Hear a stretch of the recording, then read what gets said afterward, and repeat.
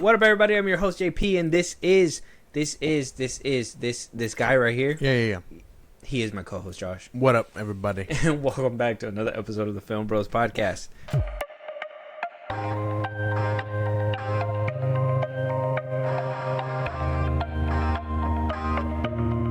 Right on the nail. We gotta just snuff this bitch out because I heard some blasphemy. Blasphemy? Some blasphemy. Oh my god. I heard some blasphemy. Tell him. Yeah, it was so bad. It was so bad. Look. Oh, no. And I'm going to talk like this because when I go to the movie theater, that's the chapel. Right? Mm-hmm. Yeah, and when I'm watching films, hallelujah, I'm at home. I'm at home, right? That's yeah, right. It's a good show. And then there's some blasphemy happening in the background. Okay. Some blasphemy. You're right. From Ted Seranos, whatever the fuck his name is, the fucking CEO, co-CEO of Netflix. What's he doing? All right. He came out, all right, and said, what would bother me is if people stop making great movies, says the CEO, but only because he says for the consumer and for Hollywood itself, Netflix is saving entertainment. Streaming is saving entertainment. The CEO says Netflix is a very consumer-focused company. We really do care that we deliver the programming you in the way you want to watch it. That it's programming you love and desire, so we don't let a lot of other outside forces get in the way of that. He also says, because of the recent statistics, he says, we like to watch movies at home. Thank you. The studios and theaters duking it out over this 45-day window, which is completely out of step with the consumer experience, which out of touch. Saying that he described movies on the big screen is like having strangers. Why would you want to have strangers watching a movie with you on the big screen playing in theaters? A movie playing in theaters is an outdated concept. Blasphemy. Strike him with lightning. No. He says the theater experience is an outmoded idea.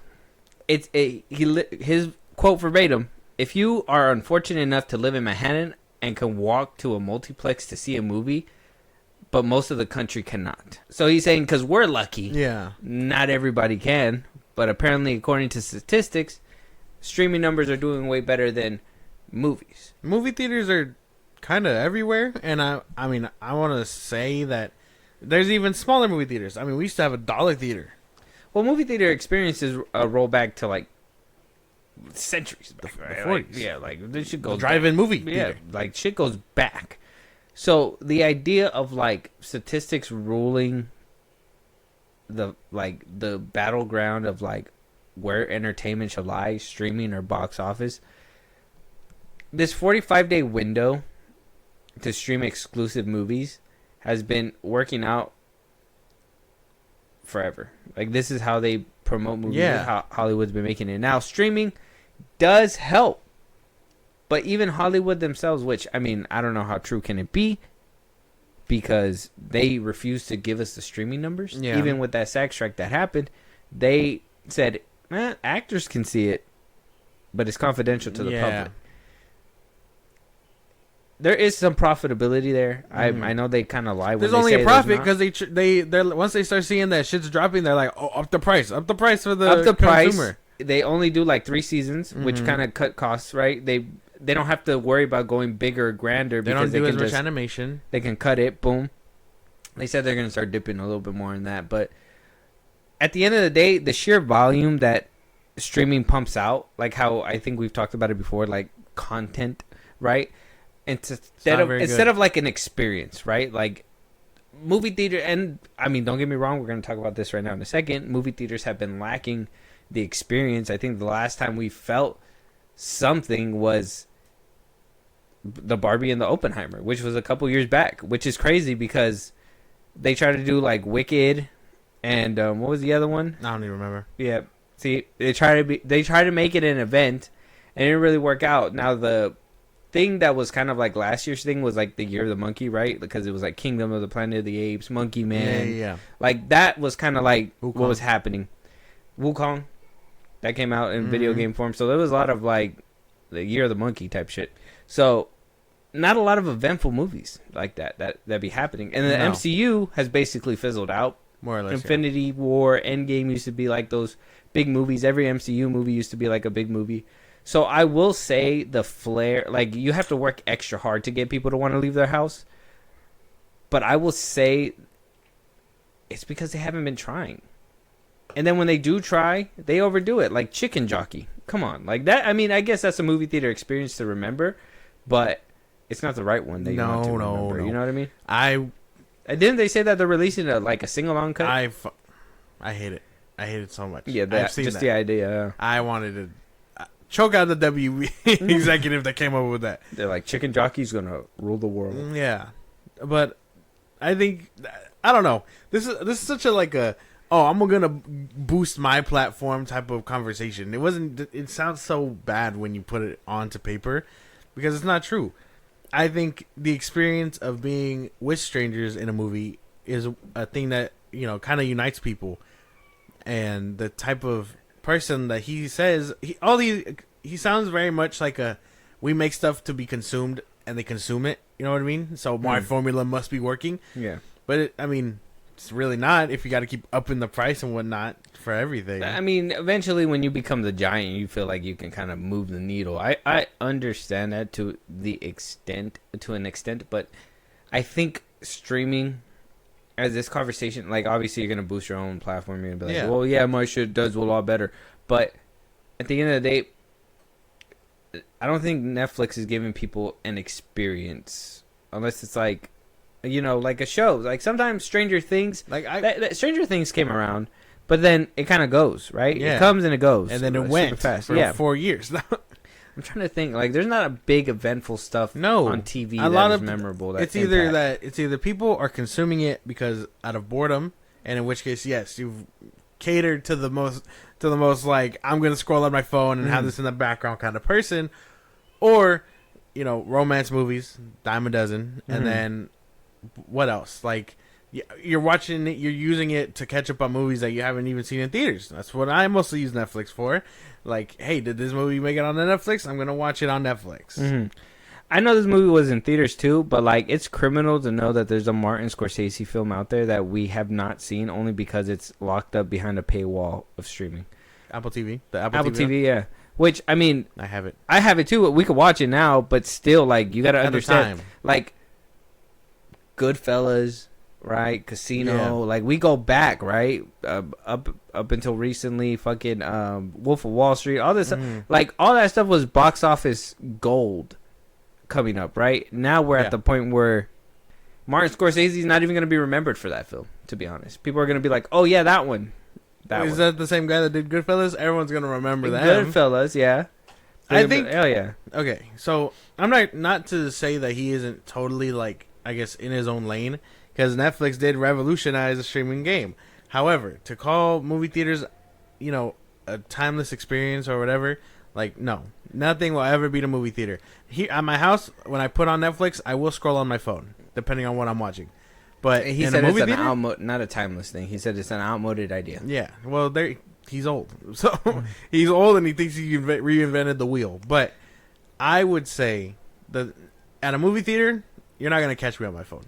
I mean, don't get me wrong. There are certain things with streaming that kind of outbeat it. I mean, you don't have to pay ridiculous concession stand prices and, you don't have some random stranger yelling in your ear and you don't have somebody's cell phone besides maybe, like, your child or something who doesn't know how to... The negative stuff. Yeah, exactly. Like I understand that when it comes to the movie theater, but, like, concessions is the movie theater experience. And I understand, too, that it can be a little bit pricey. But, I mean... You're going to get that soda. Yeah, you're going to get those Twizzlers, the Skittles, the popcorn, whatever the fuck that you enjoy in that theater. Use a Twizzler as a straw and shit like that. I don't do it, but, I heard you can, but you can. And, like, that's just part of the experience. So you can bitch about it, but you're going to go in that motherfucker and get what you like. Yeah. That's how they get you. Yeah. Or you're going to make it bad. Or you're going to do that whole pregnant thing and put a bowl and just take your own I guess, man. You could stick a whole pizza in there if you want. That's an experience. People take whole Wingstop in there, I've seen. And I'm just like, how do y'all do that? You can sneak in food if you really like to be that kind of person. You just, like, don't make eye contact. Yeah, I've heard people like open soda cans in the movie theater before and like actually pull out hot dogs out of purses and shit like that. So I'm like, I mean, it happens. I mean, but like that's still like an individual experience. It's not like a full experience, but that, in my opinion, like people doing that stuff and then walking out and having something to talk about and be like, oh yeah, we watched this movie, it was great, but also haha, we were able to sneak this shit in and whatever, blah blah blah. Yeah, like, yeah. It's still a movie theater experience. Like, I mean, somebody has snuck into a movie before. Movie theater experience. That got to be like a canon event, right? Yeah. Like somebody has had to have done it. that. So like, I mean, don't get me wrong. There is some bad things when it comes to the with the movie theater experience, but I don't think it's an outdated idea. Like that's something that still comes up till this day, especially with movies like Sinners.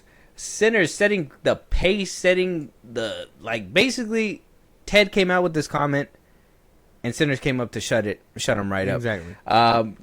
This is an event movie. This is a movie that is showing you like if people put time and talent into their craft, they can come up with something great. Especially with a studio like Warner Brothers, who has been having misses, and Zaslav was literally at like Pam Abdi's and their neck tops and shit like that.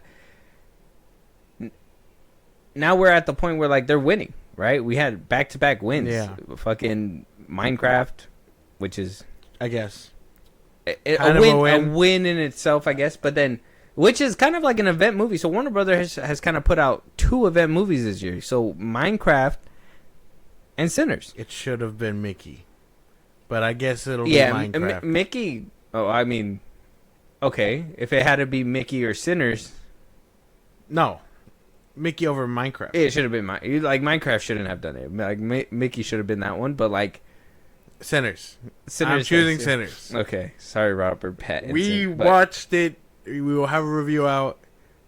It Pretty was soon. amazing. Yeah, it was amazing. Yeah, we'll have one pretty soon. But for the month of April, 2 weekends out. Yeah. Second weekend only having a 6% drop. Mm-hmm. Projections going from this movie making, I believe, at first it said it was supposed to make like $100 million by the end of its run. Now it's looking like to make $300 million by the end of its run. This movie's looking to be like one of the best original films in decades. Yeah.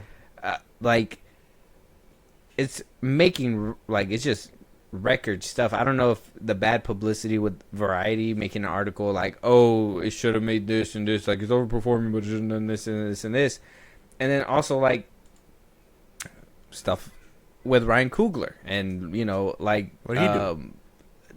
I'm gonna tell you. I'm gonna show you the clip right now. I want to kind of preface it because I want to say Sinners is winning. Sinners is winning, but there also is a bunch of conversation that is kind of helping it. I kind of feel it's negative because, they're using like a lot of media, kind of like the Variety article that was put out not too long ago, where Variety basically was like, oh yeah, it did over project. Yeah. Right? Like they said projections was supposed to be like 48 million or like 30 to 48 million or something like that. And it did over. It made like 60 to 80 million, I think, in the first week alone or the previews or something. Mm-hmm. And then it just kept boosting up from there. And Variety was like, oh yeah, it did that, but it also has like the this and the that, and that it still needs to make up. Variety being Variety. And then we have clips like this where I'm going to just let Ryan Coogler kind of put it out for himself because this is kind of like an ongoing thing with him, and I'm pretty sure he's kind of annoyed by it too, but let me just kind of show you. And talk about what you negotiated in making Sinners, the arrangement you had with Warner Brothers. The New York Times reports Warner Brothers agreed to spend $90 million to make Sinners and agreed to give you a cut of gross ticket sales, now rare arrangement known as first dollar gross, meaning before they recoup their costs, you're getting money as well. Warner also agreed, and this is absolutely key, to relinquish its ownership of the film to you after 25 years. The Times reports, quote, some rival film companies were horrified that Warner Brothers would give a film away even after a period of time. I'll maybe add some context that maybe those articles didn't add. I'm not the first filmmaker to get any of these deals. and Warner Brothers is not the first studio to provide these deals to a filmmaker. You know, so like I think that a lot has been made of my deal in particular. I'm not totally sure why. You know, I have my guesses. You know, but I've been in the industry long enough to know what kind of deals are possible, and nothing about this deal is a new thing. You know. What's your guesses, Ryan? It is not a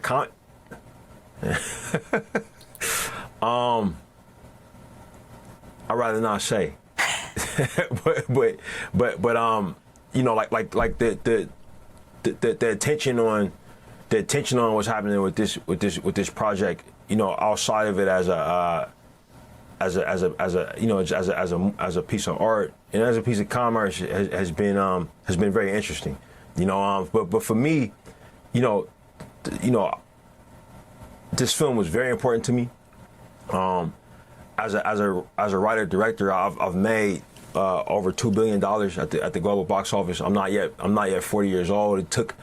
It's taken a lot of time, commitment, energy, and I've missed out on a lot of things. We get the point. Yeah. Sorry, I don't know. Yeah, people stuttering, him stuttering. It's not a good look. Well, I like Coogler. I like him. I think he's a real dude. Mm-hmm. I like what he stands for. I think he, like, whenever he speaks from the heart. He did like this film, little documentary with Kodak, the camera company. Yeah. He's so smart. Like, just the way that he talks about, like, the film and everything like that, like the way he's done, and the he seems genuine. And we've seen his movies too, like from Fruitvale Station to Creed to Black Panther to now. Like, I love this guy. I think he's a great director. I think the MCU kind of hindered him. Mm-hmm. Seeing him like have full range of his movies, he really shines the most. But kind of like what she was doing, where she was just kind of like, he even said, like, I don't know why everybody's making a big deal about my contract, that he has his guesses. Yeah. It's the same thing that, like, she was trying to bait him. Basically bait him.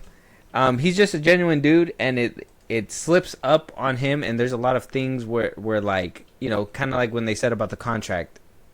A lot of big deal was made about that when it came down to the projections. A lot of big deal was made about that. Everybody on Twitter kind of pointed to, oh, it's because he's black, whatever, blah, blah, blah. I mean, I feel like Coogler's kind of hinting to that too, but I kind of feel like that's why a lot of this is happening, and I feel like that, like, it shouldn't be because he's black. I think it's because he's, you know, a great filmmaker and all that stuff, and I feel like stuff like this, and especially making a movie like Sinners, I don't know, bro. He just knocked that shit out the park. Like, it should be recognized for, like, his great filmmaking, not because of, like, the color of his skin, which is crazy. But that's the thing. Then you go talk to Remick.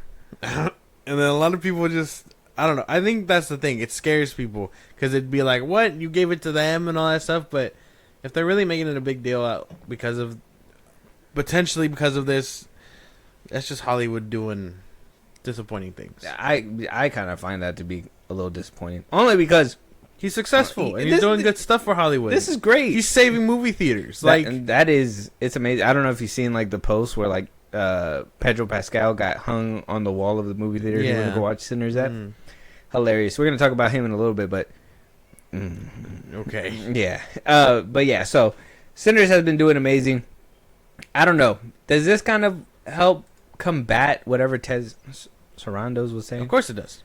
Of course it does. I don't know. I believe the movie theater experience is here to stay. Mm-hmm. I believe it will probably outlive streaming when they've pickpocketed all their customers because it's a dying format.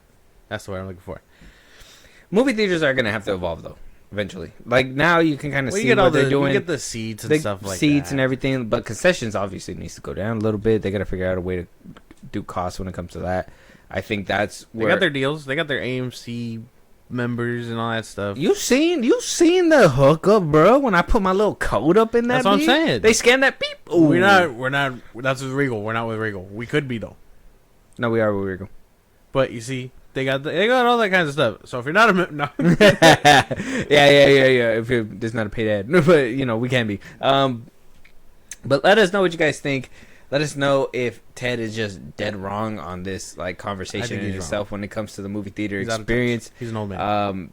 We kind of feel like he's out of touch around here. Ryan Coogler also coming out and making it. Honestly, just shutting Ted up by putting out a movie like Sinners and just showing what an original thought in your head and just talent can really get you, and not a bunch of nonsense whatever this lady was trying to do in Variety and all that stuff. They just don't want to see win. No, but we do. So go watch Sinners. Sucks that Thunderbolts is going to start taking up the IMAX screens. But dude, I don't want to watch a movie in any other way again. Always a 70 millimeter experience. Yeah. Jeez. If I Thunderbolts, if we could do it for the Thunderbolts, I will. We'll talk. Okay. We'll talk. We will talk. Let us know what you guys think. And yeah, moving on though, we do have a new image for Superman. Hey, wait. Superman. Where's the guy? Oh, you noticed. Where's the guy? You noticed. Where's he at? Where's James Gunn at? Hey, believe me. He checked. was here in the middle. They cut him out. They're like, dude, they're roasting you on Twitter about this, man. Are you sure you want to do this? He's standing like this in the frame. He's like, all right, just cut me out. They edited him out. He's not there no more. This is crazy. I mean, I don't know. New look, I guess. Everything that I keep seeing people post about this film, now they're just getting closer, is mostly the BTS stuff that came out in that documentary thing. I'm not seeing a lot of people actually praise this film. I don't know. This looks nice though. Them just talking in the middle of rubble and people just walking in the background. I don't know if this is an official movie because why would there be this? This came from Empire or something. Well, I mean, this is an official still, but okay. I'm saying I don't know if this is official scene in the movie because everybody seems to just be walking in the background. It looks like there's a lot. I already saw, unless this is in the aftermath and they're just hey. He's like, hey. She's like, don't go do stupid stuff. And he's going to be like, I'm going to go be stupid. And then flies away. Mm-hmm. Something like that. I don't know. I saw the usual discourse around this. Suit looks bad and, grr. All those things. I saw the usual suspects being like, why didn't he stop the rubble? Why didn't he save the city? Yada, yada, yada. Why isn't he smiling? I see all of that stuff. He's kind of smiling. Kind of smiling. I don't know. I mean, I guess this looks fine. I'm still not a fan of the suit. You're not excited anymore or any less with this photo? No. I mean, what about... I mean, it seemed that you got a little excited when you saw that James Gunn wasn't there. So, I mean, does that kind of... Is this boosting your confidence a little in the film? It doesn't. One photo out of how many other things? I'm sorry. I guess this is just one step forward, two steps back. Oh, God. I just wanted to see... I just thought we were going to... I thought we were going to get somewhere... But I guess not. No. We won't waste a lot of time here then, because I thought we were gonna do. I thought you were gonna be like, wow, Lois Lane in purple, and I don't give a fuck if she can wear any other color. Superman, and I think this seems classic. I think the rumors surrounding the Lex Luthor plot leak right now sounds a lot more interesting. Yeah, let us know about that. Okay, so you haven't heard of this? I don't think so. Okay, well, Lex Luthor is, I guess, there could be a plot leak suggesting that Lex Luthor is controlling monkeys or whatever to give Superman a bad rep on the internet. Mm-hmm. So they're using hashtag super shit to basically call him out and be like, hey, you're doing a terrible fucking job. And Superman hates that. And Superman hates that? That's why he's going to be... I don't know. Going through it and get a can in the back of his head? Yeah. That made him flinch and shit? Yeah. Where he was like... Potentially. That this is one of the things that happens in the movie. I don't know how accurate it is. I did just hear about it. But, a lot more interesting stuff going on with this movie than just a first look. I don't care that Lois wears purple. She can wear whatever she wants. Corn Sweat looks fine as Superman. It's just the suit. I think it's the suit. The suit. I can't get behind it. Oh yeah, so it says here. I found an article from Cosmic Book News. It says bizarre rumor in a leak claimed that James Gunn set up Superman to be battered by social media hate, which apparently makes the Man of Steel feel sad. No, we're not joking. A further claim that James Gunn used a hashtag super shit hashtag in a movie which trends and damages Superman's image. But the real twist, Lex Luthor is behind it all, using an army of mutant monkeys at keyboards to flood and troll the internet and tear Superman down. If that's true, James Gunn is even more petty and has a real good ear to the streets, I guess. This is from My Time to Shine, though. So, Yeah. I mean, I guess we got to take it with a grain of salt. But this is, I guess, what the quote says. It says, in the movie, Superman is frustrated by social media backlash, with the hashtag super shit being mentioned several times as really getting under his skin. Meanwhile, in Lex's interdimensional world, hundreds of mutant monkeys are shown typing furiously at keyboards, flooding social media with hate against Superman. And Yeah. an interdimensional world? Yeah. So it's not even like monkeys in a room. It's the like pocket dimension. he puts them in a pocket dimension doing this. How'd they get the Wi-Fi? I don't know, dude. I don't know. Those are questions for the movie to be asked. I don't know. Crazy stuff. How did you feel about the picture and this look at Lois and Clark? For me, it doesn't really move the needle. I'm kind of where I'm at with Superman. I'm kind of excited that he wasn't in this picture. These leaks sound ridiculous, but at the same time, there was a lot of plot leaks that I think Grace Randolph, that we talked about way before, that seems to be coming true, right? There was a lot of like, James was kind of like, no, she's spewing bullshit and that's a bunch of lies or whatever, and she was just like, all right, dude, like, I'm gonna let you do what you gotta do, and Yeah. it seems like everything's rolling the way that she was kind of saying. So Exactly.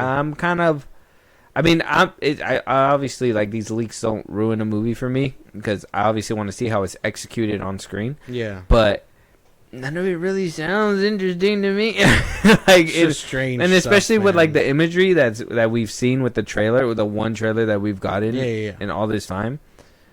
It doesn't really make me feel like any of this is like none of this screams confident. Like, this movie is coming in not hot, not, trying to make a statement, not trying to be like, hey, this is a modern take, like honestly, like how Man of Steel did and shit, or like how the MCU was kind of paving the way at one I haven't point. seen Like, him do anything heroic. besides save a girl. That's Yeah. like the only thing. And even then, it wasn't like, I don't know. The rest of it's been like him flying, brooding a little bit, and then Lex and images like this, images with behind the scenes with James Gunn. I mean, there's not really like, there's nothing that really showed, like, Henry Cavill in front of a safe, ready for battle, was exciting. Yeah. Right. Like, I mean, I'm trying to match DC with DC here. That's all I'm trying to do. Like, that sounded exciting. That looked exciting. And that was just still. I've not seen anything like make me want to be like, oh yeah, this dude's about to put some whooping on somebody, or like whatever. Besides that one fight in the baseball field With what, Ultraman or something? and then that trailer, that little clip where he was beaten up and Crypto, like, if that didn't damage, like, that would have damaged the image even more if I wouldn't have known or have like expected it to come. If that makes sense. Because I knew James Gunn is doing it. I knew something like that was going to happen in the movie. Yeah. So the fact that it happened, it was kind of like, oh, I knew James Gunn was in there somewhere.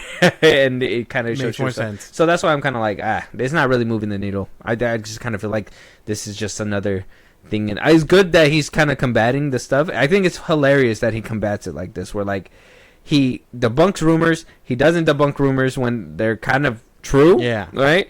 And then puts himself in every picture. A lot of people start complaining to the point where it reaches him, clearly. And then he removes himself. Yeah. So it's like, at least if you're going to do it, double down and be confident about it. Right?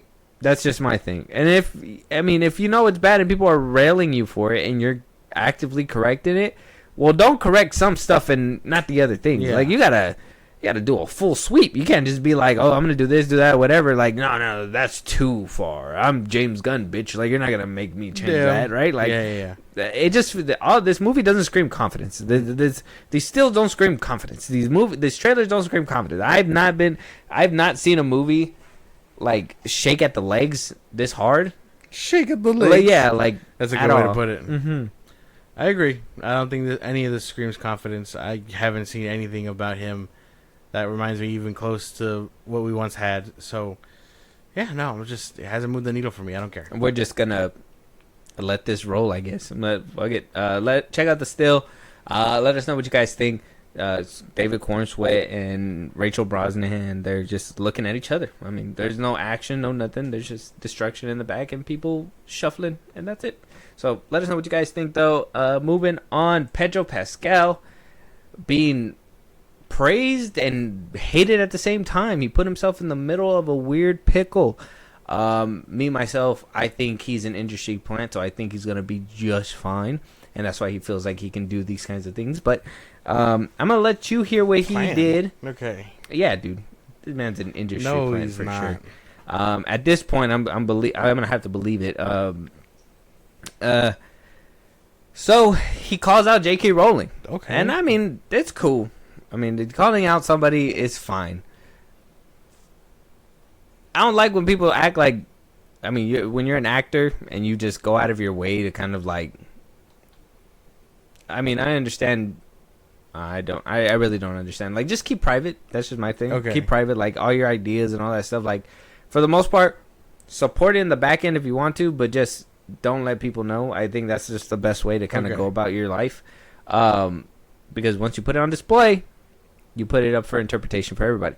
So there was a video that was posted by an activist called Tariq Rayoff, basically talking about what the UK did across the states. They basically defined woman over there, so all this extra stuff is not going to be allowed or whatever, blah, blah, blah. That's not what we're worried about. Go down even further. This guy Pedro Pascal just decides to throw shots out of nowhere, saying awful, disgusting shit is ugly, disgusting shit is exactly right. Heinous loser behavior.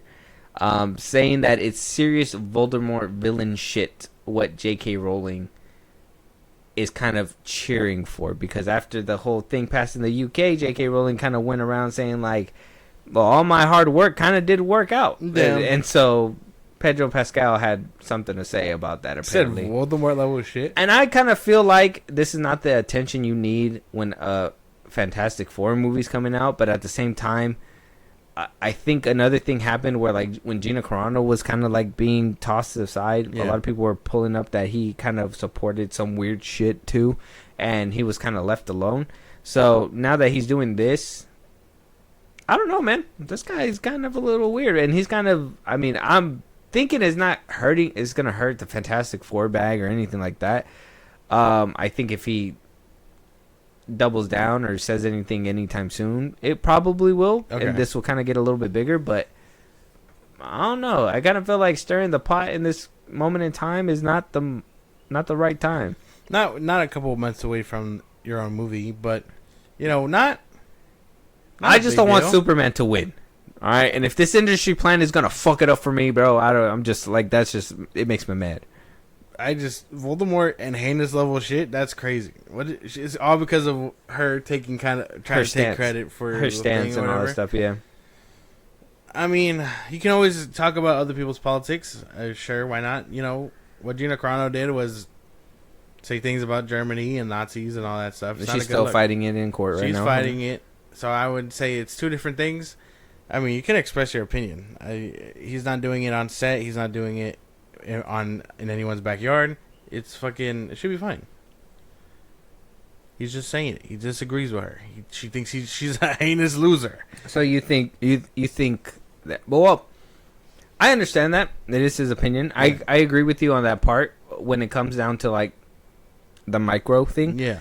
But the larger aspect to me is that if he's saying these things that is causing a stir up on Twitter and all that stuff, usually these things can cause a fan base to not show up for movies. Potentially. And basically, drop a movie. Yeah. And so with the MCU, in my opinion, still struggling.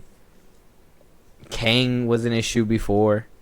Now we're getting to the point where Pedro Pascal is over here speaking up like this, causing a stir up. Like I said, I just feel like in the expanded side of things that a stir up right now is just not the right move. I can get behind that. Yeah. Time and place, Pedro. Time and place. God damn it. You got stuff you got to do in a couple months. Because, like I said, I mean, I want to see Fantastic Four, and I hope that it's good. But then, if this stuff keeps going and it kind of snowballs, it usually does, especially when it comes down to this topic right here. Yeah. I have a feeling that this isn't going to stop. I feel like it's going to kind of snowball because a lot of media has been picking it up. They're kind of demanding, a certain fan base is demanding Disney to reprimand Pedro Pascal because of the things that he's saying. Okay. I mean, they're citing that, what they did to Gina Carano and all that stuff and all the stuff that she was supporting online. But now look at what he's doing and being outspoken. And now what's going on here is that they're just letting him go. Some people are like, oh, wow, Bro is fucking putting on for the real ones and blah, blah, blah, blah. Pedro Pascal is like somebody to look towards because he's just helping the community out and stuff like that. But I'm like, my head, time and place. Like, there shouldn't be this time right now where you're going to cause a stir up and, potentially, in my opinion, ruin what looks like to be the most, or at least the best Fantastic Four film yet. Potentially. Yeah. So, yeah, man, time and place. That's it. Pedro, I think, just stop while you're ahead. That's the way to put it. I don't want it to snowball. That's just my thing. Yeah. So I kind of wanted to point it out. I do think that he's an industry plant, so I do think that he'll be fine. He's not an industry plant. A lot of gears and machines in the background are gonna work in his favor to get him wherever he needs to go. He's not an industry plant, bro. Stop saying that, bro. He's jumping from place to place. I don't know, bro. At this point, I don't know, bro. I'm hoping Joseph Quinn's not one of them too, but he's not. He's working hard for his place. I don't know. You seen this man's face? Who? Joseph Quinn? Yeah. He was in Gladiator 2. He's doing Fantastic Four. He was in another movie. Stranger Things. You tell me that this man doesn't look like an industry plant. He's not a plant. You tell me he doesn't look British. Like an FBI agent. He's just British. No, this guy looks like he looks like he's taking my social security card. And he's not even. It's just in a picture. It's just because he's British. It's like, not because like I said, I'm hoping this is just his look, and that this is like and he's not an industry plant. But Pedro Pascal, I'm kind of convinced. He's not. I'm a little convinced. How could he? What does he do? You know who's not an industry plant? Who? Ebon Moss Backrack. That's right. What does that have to? What does that have to do with? He's homegrown. He's all work from Brooklyn. Yeah, he does what he got to do. Yeah, Jersey? Cousin. Yeah, he's good. I don't know if that's. Yeah. I don't know if that's the same thing. Pedro Pascal, industry plant. How is he an industry Vanessa plant? Kirby, no. You're telling me 2 out of the 4 Fantastic Four might be industry plants? Probably. It's not. That's not true. Probably. That's not true. I don't have enough evidence to back it up just yet. But for Pedro Pascal, at least, I don't know. I don't know if you've seen his run lately, but it's kind of odd in a short amount of time. And I mean, I liked him in some of the roles. Don't get me wrong, but like, it's because he's a good actor. What do you mean?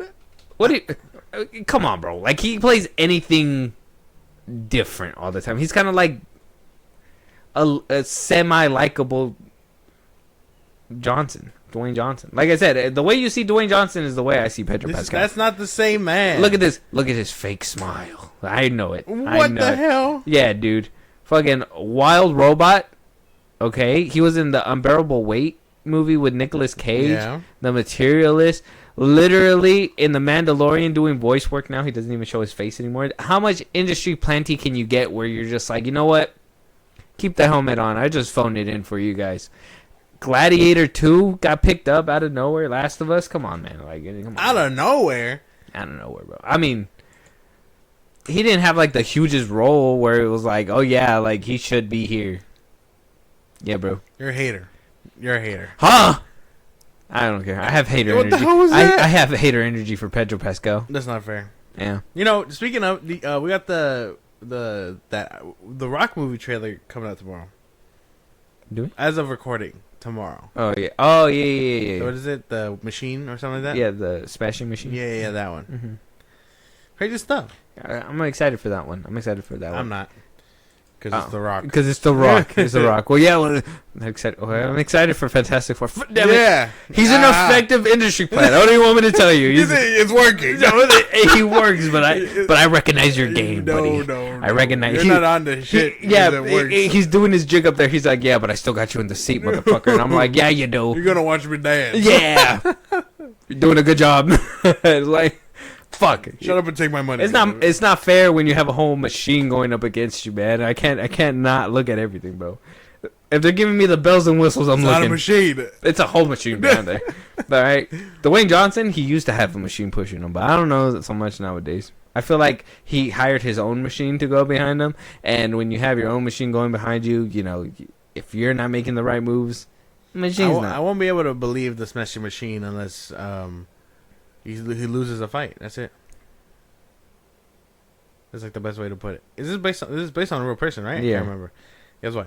If he doesn't, if somehow he rewrites history and that faithful battle he wins or whatever, and he overcomes it, he's like, The Rock doesn't get addicted to drugs. He's supposed to be knocked out and slumped out, and The Rock just gets back up and just decks someone. Yeah. He's like, The Rock doesn't get tired or addicted to drugs or suicide or anything like that. I'm just expecting Vin Diesel's like Charger to bust in and just it's not that kind of movie. Get back in here, Hobbs. It's supposed to be a serious one. It's not the same. Oh, fuck. Hey, Dwayne.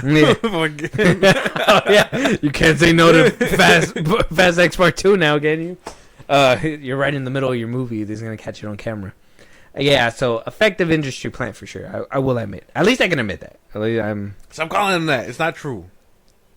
I'm being honest by calling him an industry plant, but I'm being honester by saying that he's effective, okay? Because he got me. All right, man. In Gladiator 2, he had me. All right, man. I think he came up with a quote where somebody was like, "You die in a lot of movies," and I'm like, "Yeah, he does, huh?" And he's like, "Yeah, I like to die a lot." He dies in different ways. He does. He does a lot of movies. Impaled plenty of times in Gladiator. In Kingsman 2, he got shredded. He put through a meat grinder. A meat grinder, yeah. And Last was season 2. I heard he passes. You know what? Maybe that's why he's effective. He's willing to lose a fight. Maybe. Yeah, maybe you're right. He's willing to lose multiple fights. Yeah. Maybe, yeah. Because he makes you sad. Yeah. He's willing to do that for us. He's like, God damn, this plan too good. He's effective. Fuck. Okay. All right. Let me know what you guys think. Is he an industry plant? Let us know. I mean, if you want to let us know what his stance is, or if you agree with the stance or whatever. But honestly, the whole stance thing is not what I'm worried about. I'm just worried about him opening his big ass mouth. Fantastic Four is right there. Like, it's not like should have been coin switch. He's not pulling like a Kanye, so I can't be mad, right? Like, it's not like a whole Kanye. Dude, you know how fast the Marvel team would have to PR? Faster than they did for Majors. Yeah. He did not mean anything by it. Like, they would have to be on his ass. I'm just saying, like, he didn't pull a Kanye or nothing, but it's still like, hey, man, like, just chill out, wait until the premiere. This was kind of a low one. Like I said, it could snowball, it could not, but I just wanted to make it a point that this industry plan is kind of untouchable at this point. His power grows stronger every day with every live action death. He thinks he can just go up against arguably one of the most maybe I'm just jealous because just jealous because he just be holding Vanessa Kirby's hand everywhere he goes. I don't know. Let me know what you guys think. Knows, Moving on, Superman still, I guess in a good way. You know what? This was supposed to be right after the Image, so I don't want to go too deep into this. But Superman won the foreign copyright lawsuit. And they're going to be premiering. So if you thought... You're funny. If you thought Superman wasn't going to be making $1 billion... It's not making $1 billion. I mean, hey, man. Now it's going to be put out in Canada, the UK, all these places now. You think Canada's going to want to watch an American superhero? Not one that goes... Look at that Superman fly, Crody. Yeah. Crody? Yeah, look at that Crody. The man can fly, Crody. Look. Yeah. Look at that Crody. We need a Superman of our own, eh? So you can move boosters out the way, eh? Hey, Crody, we should go get some trunks too. look at how red. Look at how red his trunks are, Crody. Just like our flag, Crody. Shout out to our Canadian listeners, but we're doing it right. Like, I hope so. Are you excited that Are you excited, Crody, that the Superman suit is good and it can make billions of dollars? I know people on Twitter were trying to twist this and be like, "Oh, you're sick as fuck if you think this is a win or whatever." I think it's a silly ass lawsuit because it's not even. I'm assuming it's not even the. I thought I read somewhere that it's not even like the family. It's like a family member's distant relative or whatever trying to claim it. Mm-hmm. So I mean, sounds like he's just trying to get a bag. Remember I told you it was I think it was like the great grandson. Yeah. Mm-hmm. So he's trying to get a bag. A for effort. You failed. It's not gonna happen. Yeah, he's been trying. They've been trying since Superman Returns. Yeah, see, they did it for Man of Steel. Didn't work out, and then it's been years since they put out a Superman movie. So now it's barely. That's the thing, is that they don't put out Superman movies in high volumes. There was a Superman shows, so they didn't have to deal with any of that. It's a TV show. They probably have the TV rights, but the actual like movie rights.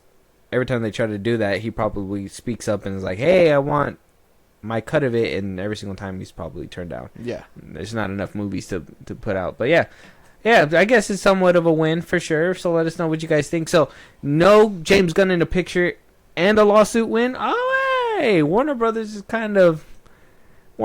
taking control. Sure, man. They're still a spineless company, but sure. Walter Hamada's gone.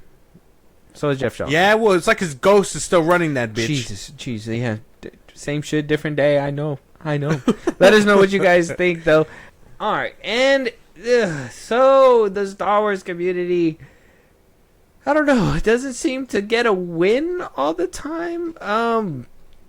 Josh, yeah, I don't know if this is a win or loss when it comes down to Andor. I haven't seen the episodes. Let me just put that out there right now. Andor season 2 has came out. They put out the first 3 episodes in succession, and I think episode 4 is supposed to come out this week on Tuesday. Yeah, they were doing it in bunches. First episode 1, 2, 3, and then second week 4, 5, and 6, and then 8, 9, and 10, something like that. Because there's 12 of them.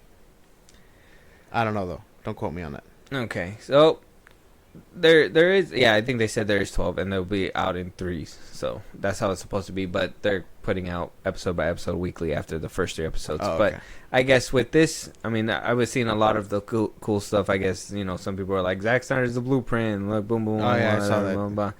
But something that seems to have made its way into the Star Wars universe that apparently Star Wars fans could not fathom, and Tony Gilroy, the creator of the series, kind of reaffirmed. He hinted at this when he was talking about the season. Mm. He was like, "I'm gonna take it where it hasn't been before and do adult things." Well, I don't think a lot of people thought it was gonna go there. Right? No one thinks about it. Like, but when it happens, it's like, whoa. So where are we at? So I guess in the second season, during a raid, an Imperial officer tries to violently sexually assault a rebel fugitive, a Bix Killeen, which is Adria Jonah's character. Yeah. She's hiding out in the farming settlement while the Imperial troopers are rounding up undocumented citizens, and he tries to, I guess, take advantage of her in some way, and she even proclaims he tried to. She uses the R word, but I'm gonna say sexually assault me for sure. I was like, okay, well, I mean, I haven't seen the episode, so I can't really speak to it 100%. Yeah. But Tony Gilroy coming out and kind of doubling down and saying that that this is his quote right here. All right, he says, "You get one shot to tell everything I know, to tell everything I know, or can discover, and that I've learned about revolution, about battles with many incidences and as many colors as I can get in there without having the story tip over." I mean, let's be honest, man. The history of civilization, there's a huge component of it that's sexual assault. All of us who are here were all a product of sexual assault. I mean, armies and power throughout history have committed this. So to not touch on it in some way, it was just organic, and it felt right coming about as a power trip for this guy. I was really trying to make a path for Bix that would ultimately lead to clarity, but a difficult path to get back to clarity. So he kind of doubled down on it, right? Yeah. It's saying that this is a real world thing, basically. Like, this happens in the real world. Historical stuff. I don't know if going as far as saying, like, everybody is a product of it at one point or another. I mean, people conquered. It has been centuries. I mean, all I know, it hasn't happened. I mean, it still happens today, but it doesn't happen as often as it used to. Obviously, in war and all that stuff, I personally know that shit happens across seas and all that stuff. That shit happens. I mean, it's a giant world. You can't stop everything, unfortunately. But you have Star Wars fans going nuts over shit like this, right? But, before we talk about what the Star Wars fans, I guess the most notable Star Wars theory I'm going to say is tweet. What do you think about adding such a scene? It didn't actually happen, but them trying to do something like that. What do you think about that? I don't know. I mean, we already know Andor was a very serious show, and Tony Gilroy was gonna, try and push the boundaries as best as he could. I think, like, as of having not seen it and stuff and just hearing about it, I think it's an interesting place to go. I think with the way Star Wars does things, not even just the Empire, but I mean, there was slaves and stuff like that in the Clone Wars and stuff. So, we've seen innocent people get their heads chopped Return off. of the Jedi. Leia was his sex slave, or Jabba the Hutt's sex slave. I think the Separatists literally didn't shoot. It was a Clone Wars. Yeah. It was during the Clone Wars episode. They didn't shoot the clones' base. They shot the civilian life next to the base. Yeah. And they even confirmed, like, people, passed away and stuff. So we've seen it happen. They go to pretty dark places there. We've seen Jedi turn and just completely commit treason. Yeah. So, I mean, it's another war crime. It's not like I know just war crimes. That's it. War crimes. Yeah. War crimes are committed. Exactly. That is one of those war crimes. Exactly. And to think that the Imperials are above doing the little things like that. But they harassed and they bullied people all kinds of time, all the time throughout the Empire. I believe that for sure. And I'm pretty sure these officers get big heads about it. I mean, the biggest one is, what's his name, Fennec or whatever his name was, from Rogue One. Him, like, Tarkin had to show up. Yeah, and Tarkin had to show up. Tarkin had to show up and be like, "Hey, know your place, bitch." You know what I mean? But he let it go to his head because he helped build the Empire, the space station. In a way, it's kind of like what the Sith were saying, where it's like master and apprentice. Yeah. Eventually, the apprentice wants to be better than the master. Yeah, and all these lackeys who are shown to spread out across the galaxies are gonna take that power trip and be like, "Hey, I don't have to respond to anyone out here. I got to make a phone call at millions of galaxies away." And they're just gonna run the planet how they know fit. And I think shit like that is gonna happen. I think that's pretty realistic. I think it is a serious topic and it's sensitive and all that stuff. But honestly, Star Wars was touching up on a lot of other things way before that. So. I agree. When we see it, I will also say that Zack Snyder is the blueprint. Anyways, yeah. He did it in his movie. You're funny. He did it first. He did do it first. He was trying to do Star Wars so bad, and then Star Wars did it like nothing. So. Yeah, like, he said it, and they were like, "Snyder, you're crazy." Maybe I think it's his approach. I think he's just a laid back guy, and the way that he says it probably is like too kiddish, and they're like, I don't know if that's gonna work out. But then Tony Gilroy kind of says it's sophisticated. He says it like a man. Yeah, and then they're like, "Yeah, man, go ahead, bro. You can do whatever you want." Tony Gilroy probably approaches it, like a serious thing. He's like, "Hey, I want to portray this," and maybe Zack Snyder is a chill dude, and he's just like, you know, it'd be really cool if. Oh, if he said something like if that's the way he sells it, and they're just like real cool, huh? Well, I'm pretty sure that's how he sells it. Yeah. Bro. I mean, like when we heard the way he was talking to Joe Rogan and stuff when he was talking about Batman killing Joe Rogan, and the Watchmen stuff, even to like Joe Russo and all them too. I'm pretty sure like that's just how he talks, and it's probably because it's unprofessional. That's why they think of like, oh, he thinks it's cool to do that, and like. No, it's just the way he talks. Yeah, exactly. Okay, all right. But Star Wars Theory is on the opposite side of what we think, because I'm on your side. I think this is something like a war crime that happens, and you know, you shouldn't shy away from telling a story if the story is told correctly, right? And we haven't seen it, so this is kind of like a good way of like of addressing it now, and then after we watch it and do our review, we'll be able to kind of address it after the fact, after we've seen it, and if it's executed correctly, we can probably back it up a little bit more. But Star Wars Theory says here in his tweet, SA in Star Wars feels unnecessary. You can portray power dynamics and making the audience hate the Empire in other ways without taking it to such a disgusting place. Vader wouldn't tolerate that shit, nor does the Empire condone it. It has no place in Star Wars, period. Unnecessary. Okay, is Vader overlooking everybody? No. Is he just telling everybody, don't do these things? He's overlooking the Inquisitors and Jedi survivors that they find. Like, I don't think if an Imperial officer went up to Vader and told him that, and he was just going to be like, oh, dog, I don't give a fuck. Do whatever you want, bro. Like, I don't think Vader would do that, but... Bigger fish to fry. Yeah. And I don't think anybody's going to come out right to say something like that. Like, of course not. Power trips happen on planets where they're the most powerful, right? If it's in Vader's presence, they're not going to do something like that. Because, you know, if Vader disagrees, he's going to choke the shit out of him. Exactly. But like I said, it'd be scary if he was just like, yeah, dog, do that shit. Like, it's like, oh, Vader, what? Get in there. Ain't nobody going to stop this guy. I'm pretty sure. That Rogue One scene? Oh, my God. That's what I mean, dude. That's the way I kind of feel about it. Like, obviously, no one's gonna run a snitch to Vader that it's happening. They're just gonna do it and be like, the planet's conquered, and that's it. And then, you know, what happens on the planet stays on the planet. Yeah. And no one's gonna snitch because I'm pretty sure no one is gonna want to fear getting demoted or losing their job or getting blasted on, whatever. So of course they're not gonna outright talk about it to Vader and stuff. But to say that the Empire doesn't tolerate that, no. I truly believe every Imperial officer gets the power to their head and will just use it and run with it. Yeah, I'm just saying. If motherfuckers get some in Star Wars, the shit's going to happen like that. That's just how it is.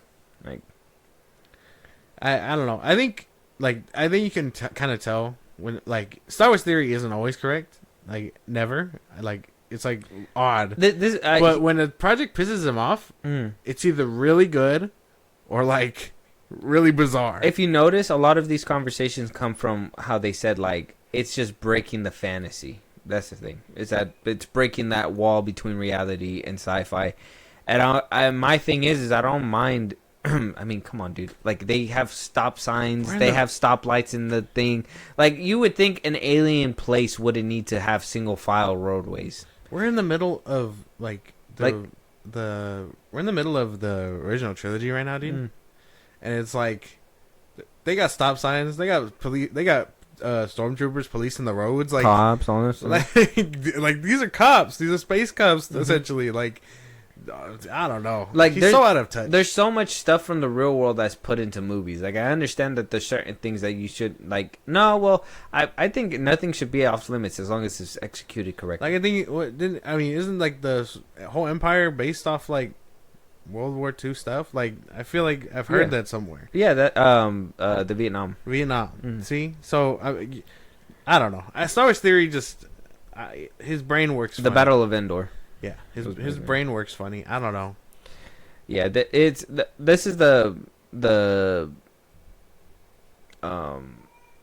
like I said, it's just that whole thing where it's like they don't like their sci-fi shattered. They don't like their fantasy shattered. And putting something like this is too close to home, which it is disgusting. Like, don't get me wrong, I'm not sitting here rooting for this shit to happen.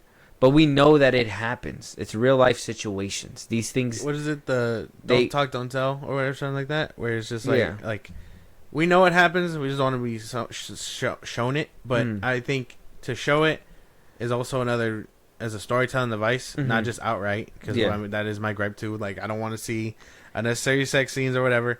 But and I don't think we're ever gonna get that in Star Wars. But like, you're gonna get as close to the line as you can. Yeah.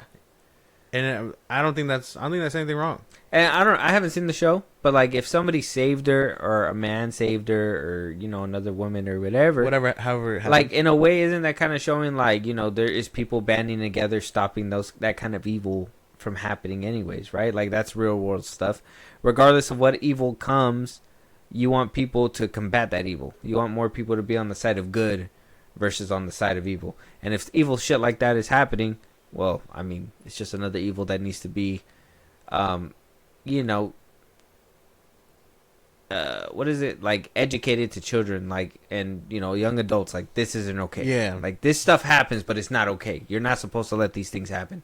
If you see it happening, there's sick people out there. Stop it. You know what I mean? And what's the best way to do it? By adding it into the fantasy worlds where it could be a little bit more digestible than having to sit there. Because I've seen actual like videos where like they tell you like be careful with this, and they show you those situations in real time. Yeah. And that shit is hard to swallow. Like you're just sitting there awkward as fuck. When you see it in Star Wars, it's just the best entertaining avenue to kind of feed it to the audience. Yeah. Tell you, hey, it does happen. Don't look away too quick. And then it goes and the person's fine, they save her, whatever. But Star Wars has tackled all kinds of things. And I don't know if Star Wars is for him at this point. So, but that's the way I feel about his comments. I don't agree with him. I don't think I've ever agreed with Star Wars theory. I think he complains about the dumbest things. People are like calling Boba Fett's ship Slave One. Disney, no. Yeah. SA scenes in Star Wars. Disney, yeah. It's like, okay, well, Sure, man, sure. they pick and choose their battles, I guess. But we will revisit this in a later episode. Yeah, when we review it and we actually get into the deeper conversation when it comes to that. But until then, check out the episodes. I'm gonna be getting around to it. I've been watching a lot of Apple TV lately, trying to catch up. I gotta watch that Martin Scorsese movie, but it's hard to do it in the house, man. If only I could have watched it in a movie theater, All right, man. Let us know what you guys think, though. Check out the show, and let us know your guys' thoughts. Moving on, though, we got a couple of trailers. We're gonna be doing it in a different way because there is a rumor in the back end. But first things first, we have a trailer for Predator: Badlands. We saw the with Dan Trachtenberg. Yeah. He directed Prey. Right, we wound up getting the Predator animated trailer. Yeah, right. That's gonna show us different eras and all that. Now we're getting the Predator Badlands trailer with Elle Fanning, which some theories are being thrown out there. I don't know if you've seen this trailer yet, but I'm gonna just wait until you watch it and let you see little things. Hopefully, you can be excited about it. I don't know. Have you heard about the trailer? Have you seen it? I've heard about it. I've been seeing it around. A couple of stuff, but I haven't seen it yet. Okay. But I'm an advocate because I saw Prey. Okay. Let's we'll jump into it. I'll see what you can catch, and then we'll talk about the little things and the rumors because it sounds like it's gonna be giving us a lot of great stuff in the future when it comes down to the Predator franchise. Let's check it out. I didn't think you survived.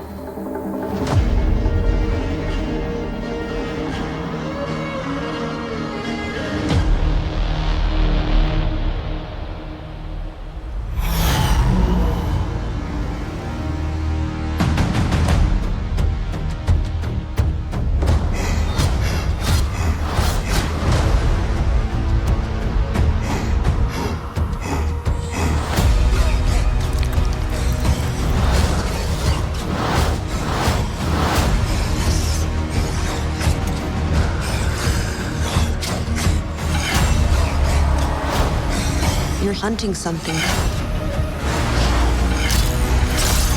that can't be killed.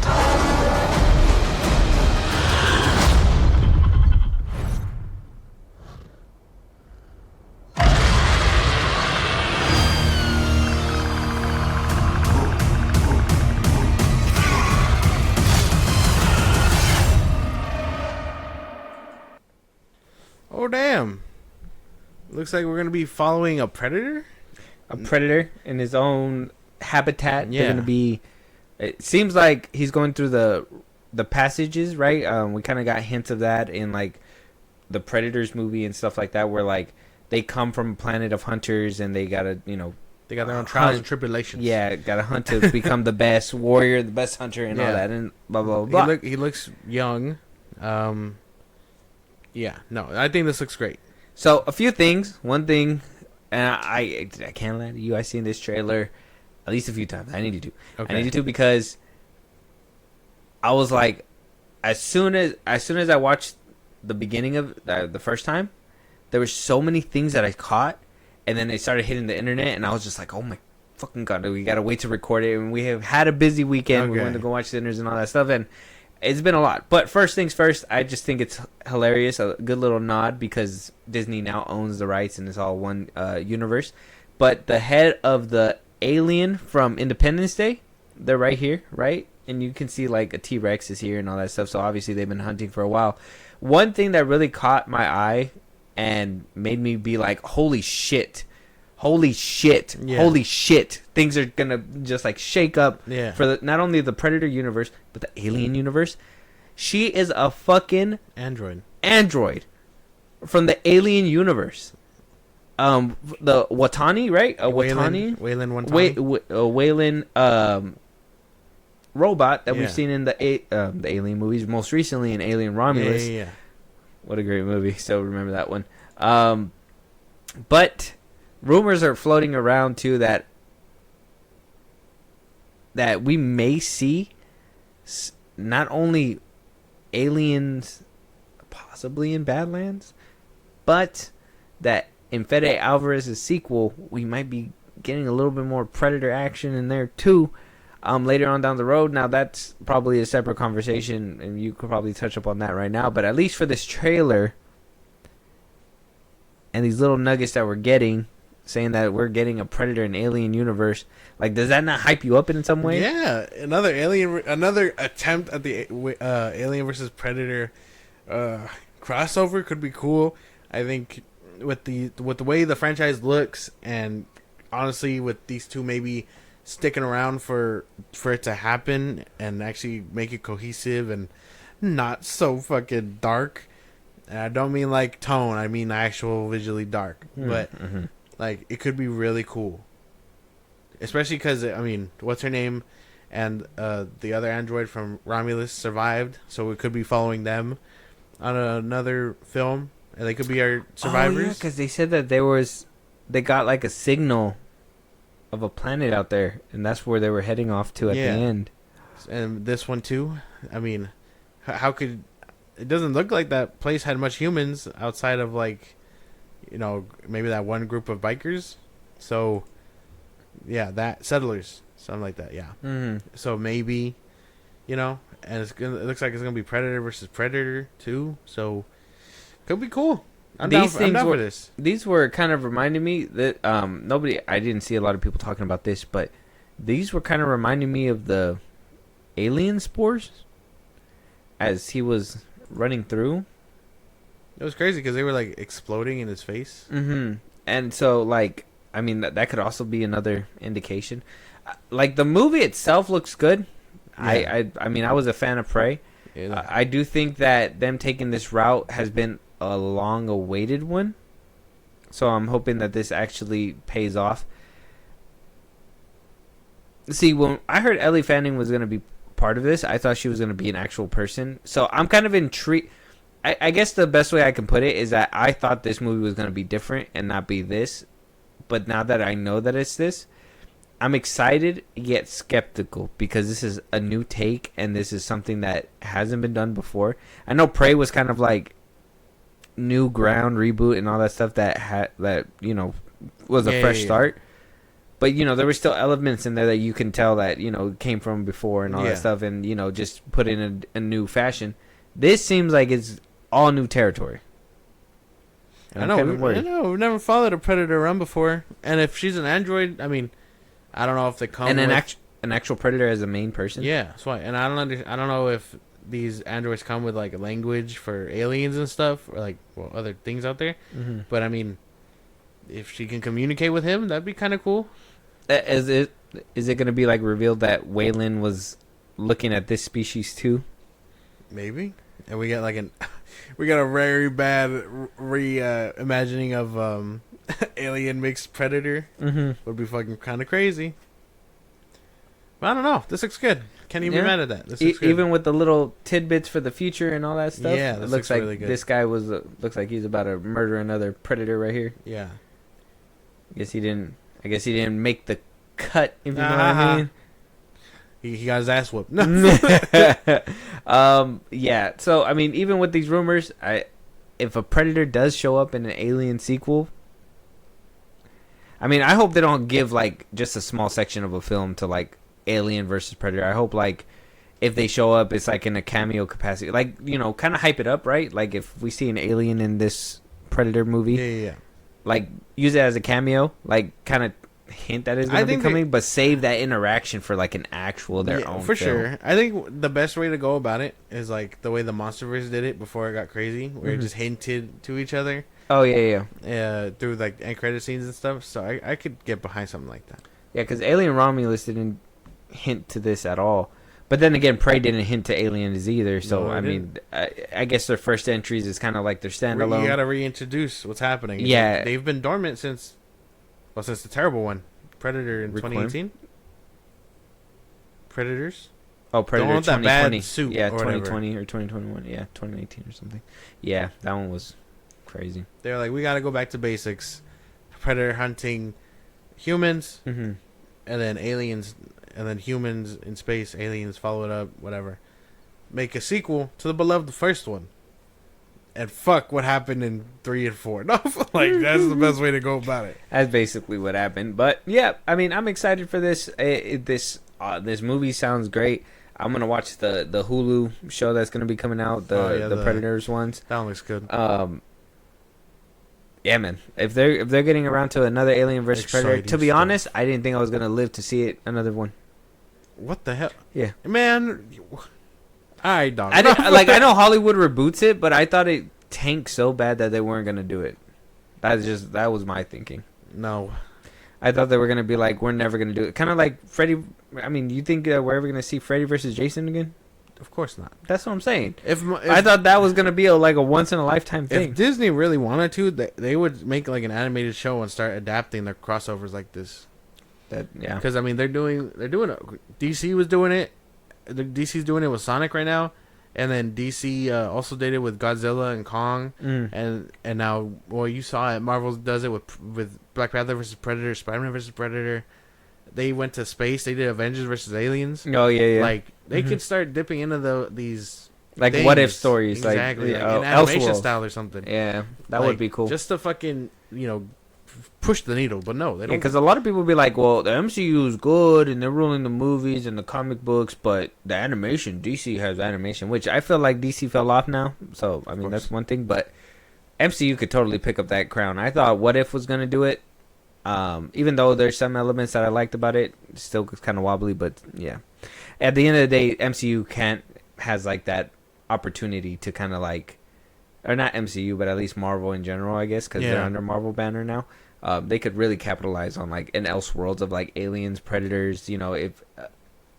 What if the Predator landed in the Avengers universe and took them all out or whatever? Fine. Like that would be fucking sick. Predator kills the Marvel universe. That'd be crazy. Yeah, that'd be crazy. Imagine a Predator and Deadpool interacting. Yeah, that would be kind of crazy.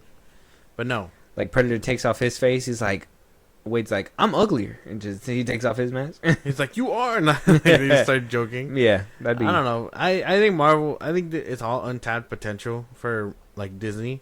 They don't know how to get it rolling. Yeah, no, and apparently they're struggling on the next X-Men season, but that's a whole nother story for a different episode. Check out the trailer, Predator Badlands.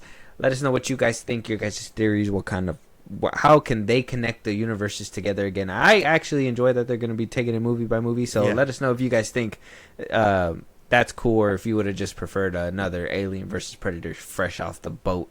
But yeah, this looks fun. I'm actually excited, and we got to watch this in theaters because I don't want it back on Hulu. Yeah. That's Like, why. don't Support your movies. I'm saying. Sinners. Moving on though, check out Predator: Badlands, the trailer. Moving on, the fucking 90s horror movie renaissance is still here. All right, the reboots. We got Scream making a comeback. Obviously, we're hearing that Jason Voorhees is making a comeback with his little show. Final Destination is on its way. Now we're here with our full official trailer. I Know What You Did Last Summer. Freddie Prinze Jr. is coming back. Okay. I think Sarah Michelle Gellar, right? I think that's her name. She's supposed to be returning too. I think no, that's not her in this movie. I'm crazy. It's Jennifer Love Hewitt. Jennifer Love Hewitt, Freddie Prinze Jr., and a bunch of new cast, which is a bunch of obviously unknown because it is a horror movie, and some of these people are not going to make it to the end. But I'm actually excited for this. I don't know if you've ever seen this franchise at all. I saw the first one.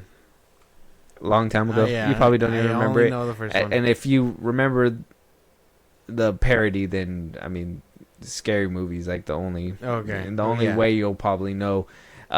Or at least get anywhere close to what this movie was ever about. But this was kind of like a more low-key horror film, so I'm hoping that it kind of makes a splash and, you know, it pulls a Michael J. Fox in Back to the Future where it's like, you guys didn't like this, but your kids are gonna love it. Okay. Right? Yeah, so let's check this out. All right.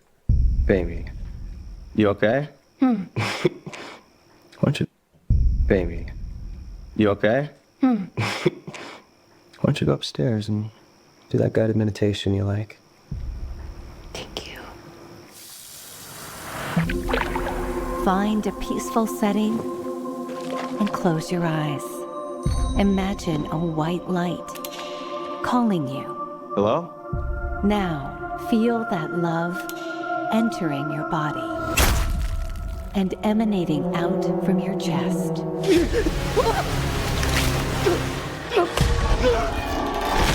Take a deep breath in and remember the energy you give to the universe always comes back to you. No. Wait.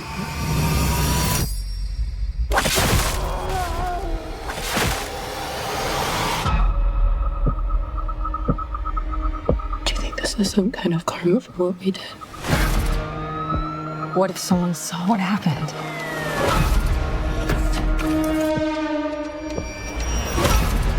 You need to handle this. This isn't the first time there's been violence like this in Southport. It's not going to stop.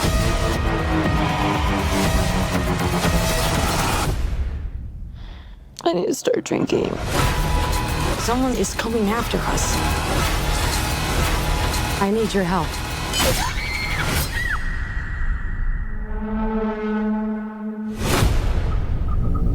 I just have one question. What did you do last summer?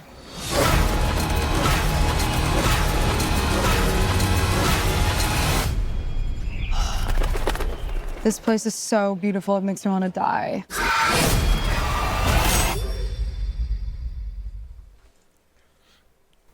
A little corny with the Jennifer Love Hewitt line, but I'm actually down for the corniness. You give it all to me. You know, say what you want. Okay, but yeah, go ahead. This looks good.